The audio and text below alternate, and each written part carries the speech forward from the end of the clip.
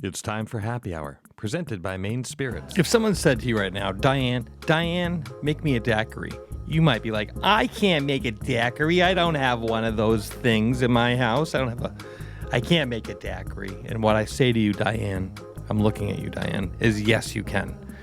A daiquiri doesn't need the frozen whoop-de-doo hurricane machine or whatever the heck that is. A daiquiri is actually a simple, straight-ahead, and classic cocktail that has been morphed into something almost entirely different.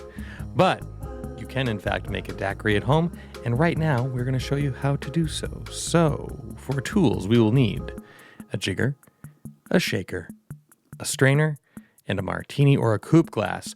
For ingredients, we will need plantation 3-star rum, fresh lime juice, and simple syrup. Let us build this drink. To your shaker, add 2 ounces of plantation 3-star rum, 1 ounce of fresh lime juice, and a ½ ounce of simple syrup. Now add ice and shake until very cold and strain it into your glass. Despite what you may have learned before, you've made a daiquiri. Now, reward yourself. Always refreshing, always delicious, tastes like summer, tastes like celebration. Rum is easily enjoyed with nearly any fruit juice, and nearly any of them can be called a daiquiri. Here's some substitution ideas, people. Sub grapefruit juice for the lime juice, or use a ½ ounce of each. Or sub the simple syrup for maraschino liqueur and make a classic Hemingway daiquiri.